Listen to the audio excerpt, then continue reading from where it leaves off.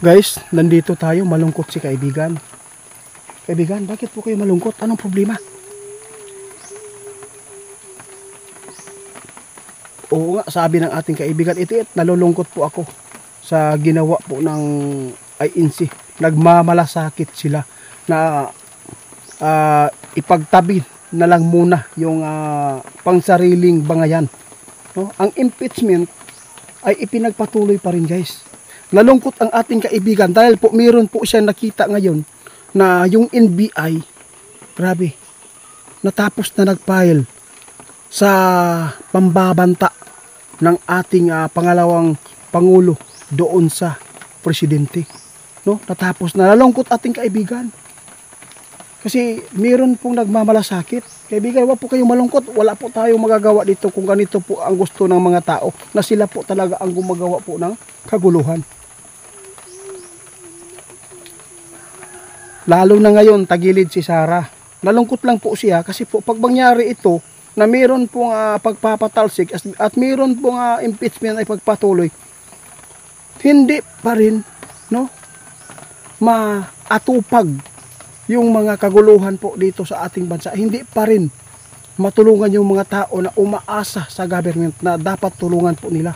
Kasi mayroon pong mga tao na gusto po talaga na gipitin, gusto talaga nila si Sara, guys, mapapatalsik sa kanilang kinauupuan ngayon.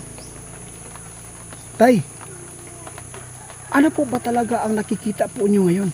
Di ba sabi po ninyo na hindi po talaga mapapatalsik at hindi po yan mapa-impeach? Naku po, ito ang problema. Ang sabi ng ating kaibigan, 88, sa totoo lang, ang problema dito, yung NBI ang naman po dito. Pero kaibigan, baka po makita po ninyo na hindi po talaga si Sara Duterte dito.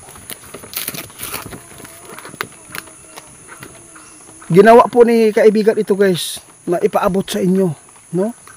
Sana naman, nagsikap, nagpapagod ang mga INC para lang po na magkaayos po ang bangayan at maayos po yung problema.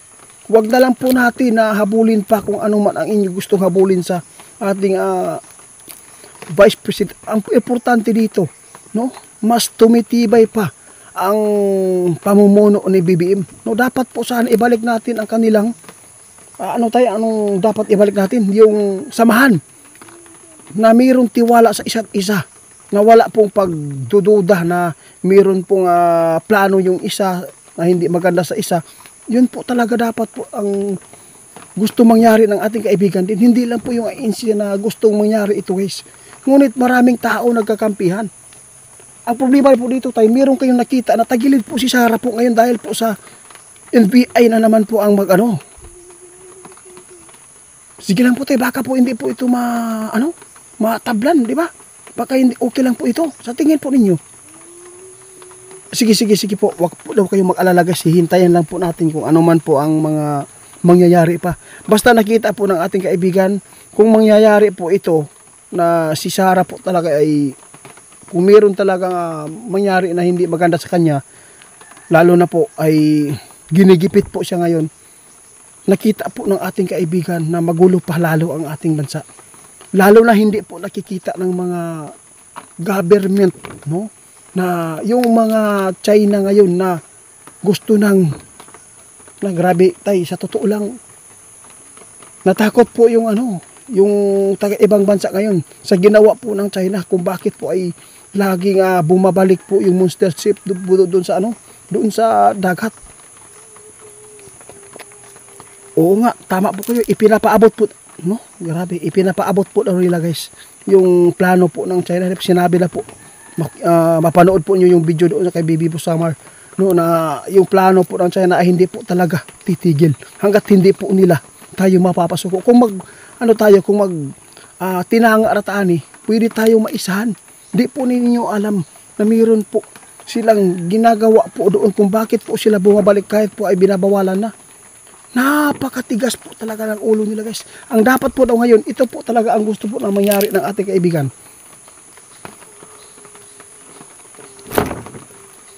Oo.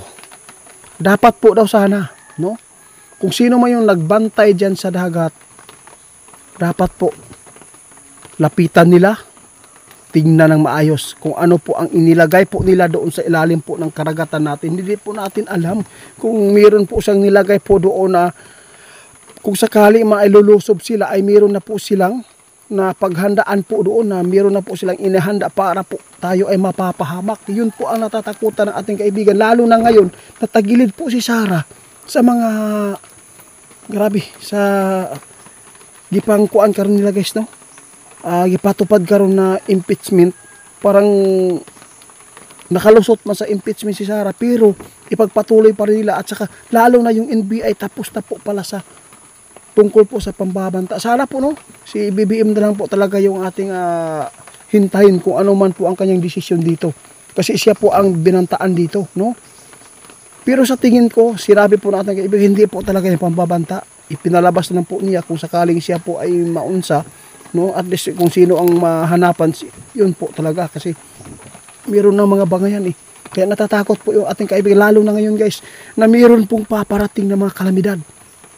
Dapat po natin pagtuunan ng pansin na sana yung mga tao dito sa ating bansa ay magmahalan na lang, at saka sana wala na pong mga tao na patuloy po na gumagawa po ng hindi maganda, lalo na, no, nasubukan at nakita po natin kung ano talaga ang kapangyarihan po ng Panginoon, na sila po ay magalit, lalo na yung Los Angeles. Yun po guys, ipinatikim na yan, no? Huwag po natin hintayin na matulad po tayo, pagka sa huli magsisi tayo, wala na, hindi na yan maibalik pa kung ano man po ang ating nagawa dito sa mundo. Salamat po talaga tayo. Naalala po niya guys yung pagrally ba sa INC, naluoy si kaibigan. Kaya nga, no, nagmalasakit sila guys, na iuban na gipanggutom gani, kakapoy sa ilang gilakwan, no, para lang maipaabot sa buong sambayan. Wala po sila, ano. Kaya dito tayo magtatanong guys, dahil po meron na nambabato, no, na mga istorya ba, mga nag-content. Tatanungin po natin yung ating kaibigan na Duwende, kung totoo po ba ito na binabayaran daw ang INC, nagkautang daw yung INC doon sa Duterte 7.5 million, ano ba, 7.5 billion. Dito ninyo malalaman po ngayon kung totoo po ba itong mga inaakusa nila ba, no, na mga isyo laban po sa ano.